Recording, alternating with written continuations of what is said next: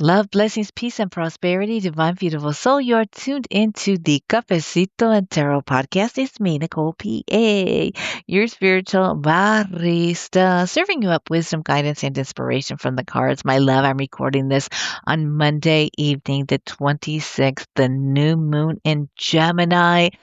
So much clarity, answers coming in, and this energy of the new moon is really intensified and activated by Saturn's most recent movement into Aries. And there's this vibe, this energy of our clarity around our devotional practices, around what we are committed to, and it's almost like this energy of put your money where your mouth is and how bad do you want it, but not in like a hustle culture, like sacrifice, like bad type of way, but more of like, like what do you want and how bad do you want it? And if you do, what are you going to do about it type of thing. And it's an energy that's about clarity, that is about us saying very clearly with confidence and with a trust of what we want, and beyond want, like, "Ooh, I want a cheeseburger," but it's like really how we intentionally want to be in existence, not only in our personal individual lives, but also collectively, and what are we committed to do about it. And there's so much that's going to be coming up from this. And there's going to be answers. There's going to be ways and paths shown to us as far as what we thought we wanted and what we actually do want. And I wasn't planning on even saying any of this, but I pressed play and here it is. Let me just close my eyes for just one moment. It's just this it's this energy. Like, what I'm feeling really compelled to say is that remembering free will and choice, and that sometimes what we think we really want, when it's presented to us and we see what it takes to maintain it, to actually have that in our lives, we may choose not to. And so there's really, really a big energy of pivoting that is going to be occurring. And so remember to allow yourself the grace and the space to make pivots. And it's just as well as a strong, powerful, wonderful, spiritual, like move to say, "Ooh, that's not for me. I thought I wanted that, and that's not for me." It brings to mind one episode. I remember I used to watch Shark Tank like fanatically. I haven't watched it the last year or so, and I remember it was a couple, and I can't remember what their product was. They got to deal with Mark Cuban, and it was like one of those things that could be a hit. I think it could be like, it was like, I don't know. I can't remember. I can't, I think it was some kind of surfboard or something. I don't remember exactly. Anyways, they get this deal, and, a couple years later, it was like an update on the show. And then there was, I think I watched on, or they were maybe on someone's podcast. Anyways, after a few years, they could have went even bigger, so to speak, and they chose to sell. And a lot of people were like, "How could you sell? Because you had such a big hit and you could have got even bigger and you could have gotten into more stores. And why would you have given up now?" And you know what they said? They said the cost of doing that kind of business was too much for us. It cost us, and not necessarily money, but their time. And they were happy with with selling their business and getting the profits what they had. Like, the cost of going to all those big major retailers wasn't what they thought it was going to be, and that cost to do so was too much. It was too much a sacrifice on their personal lives, on their family lives. They wanted to be more present for their children and for each other. And so that's kind of energy that I feel. And it may not be like bada bing, bada boom, here's the clarity like right now, but it's the seeds that we are planting at this time with this new moon in Gemini, and then really seeds that we're planting, because this is like the last season before we start moving into summer, right? This is like the last, like, you know, period of that springtime where we do plant these seeds. And so, my love, I invite you in this season and Gemini season, even through up until like, coming with that with the full moon in a couple weeks, but through this whole Gemini season, really taking the time to be intentional about seeds that you are planting and being open to receive messages, receive insights like from yourself and trusting your own brilliance, but also like through experiences to say, "Ooh, this isn't what I thought it was going to be," or "You know what? This is exactly what I thought it was going to be," and so much more. You feel me?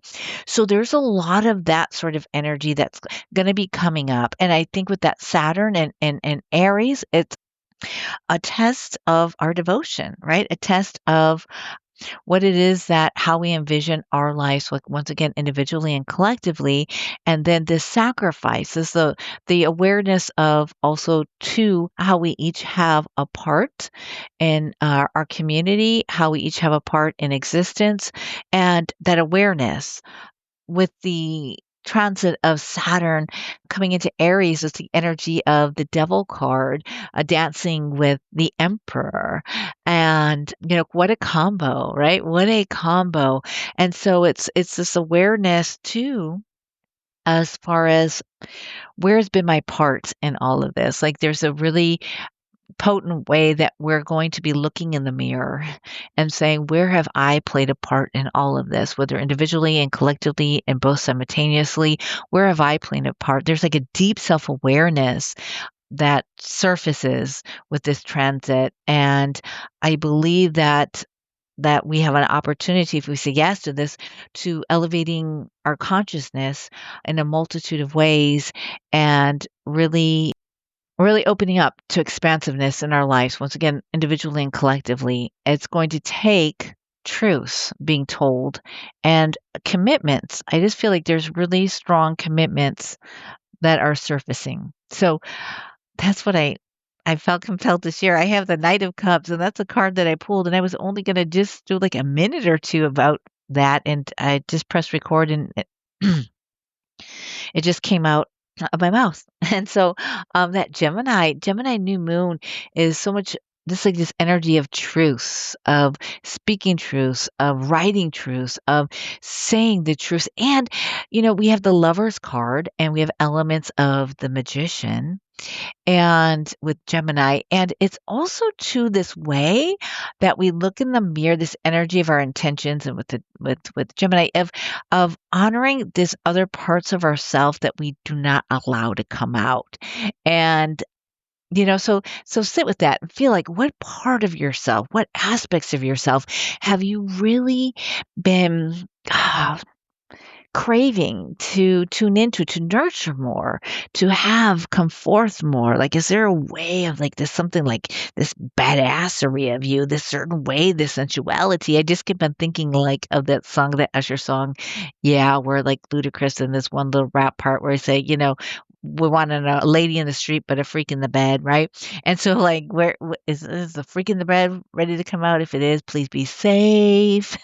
Please be safe and care for yourself. But like, just even in other like fun, flirtatious sort of ways, or what aspects, what parts of yourself, right? Are you feeling compelled? Are you feeling yearning to allow them to flourish or to come out? I don't know if that makes any sense, but that's really what I'm feeling so strongly. So that aspect of the Lovers as well as the Magician is very interesting for the energy of new moon and Gemini. And that's the energy really for this whole season. And it's it's a beautiful air energy and a wonderful way that will be wrapping up this for those of us here in the Northern Hemisphere, the season of spring. Now the card that I pulled is the Knight of Cups.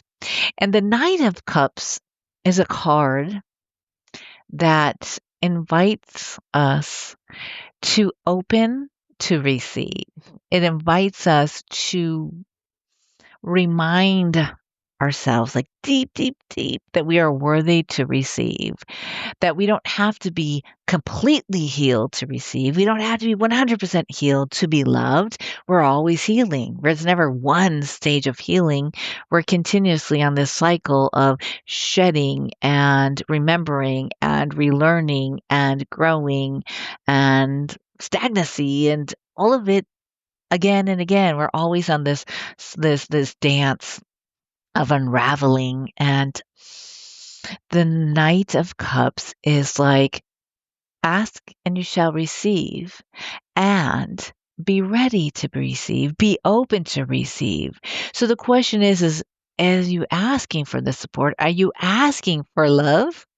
And how are you preparing? How are you open to receive the love, to receive the guidance, to receive the support? Because it is on its way, it is around you.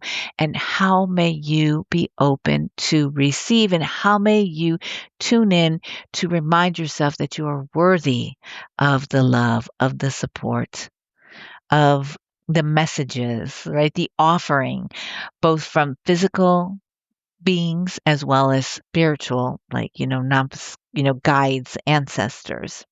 We can get really caught up in this cycle of asking and wanting and putting the intention of the energy of the Knight of Cups, someone coming to offer us that chalice. And yet when it comes, we push it away. We don't believe it's real, or we just say, no, that's okay. I don't need the help now. Do you feel me? And sometimes that comes from this existence in a very hyper individualized, settler colonial capitalism way of living. Also, it's a trauma response. I'm not a mental health professional. I just know that from my own lived experience and from others who I've talked with, that sometimes as a trauma response and of being wounded, which is part of trauma, right? And when you've had to do things on your own, it gets really easy to want and need that support. And when it comes there to it, it's hard sometimes to open to receive it. So the Knight of Cups is not saying that anything's wrong with you for not receiving, not saying anything's wrong with you to have hyper individualization or anything like that, but it's to say, hey, we're not meant to do this all alone, right? We are worthy and we are meant to be open to receive, because so many of us give. Let's be real, right? We give, and that's another thing, right? When we are ones who are nurturing, ones who are caring for families, caring for communities, we give so much that then when it's time to open to receive, sometimes we're so exhausted to even receive, or it's just like we turn it off, like we cut off our ability to receive.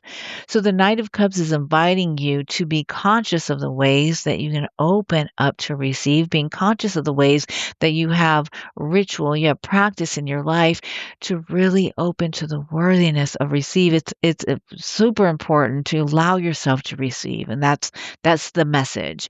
And one of the ways, and so it's not like one and done, like bada bing, bada boom, but it's a reminder, right? It's a gentle reminder. It's a seed planted, like, oh, am I truly really open to receive? Like, how may I be able to receive the love, the support, and the guidance, both from the physical and the spiritual world?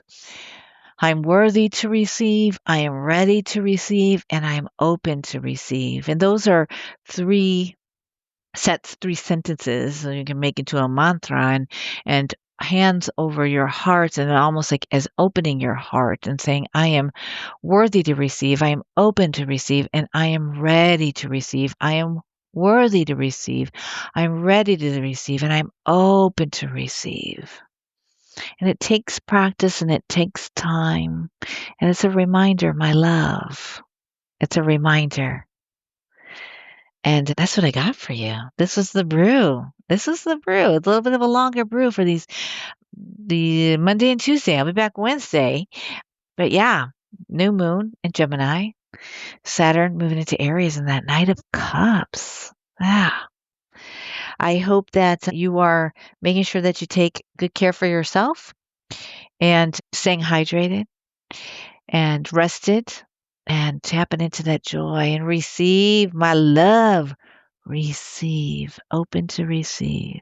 You are worthy, you are open, and you are ready.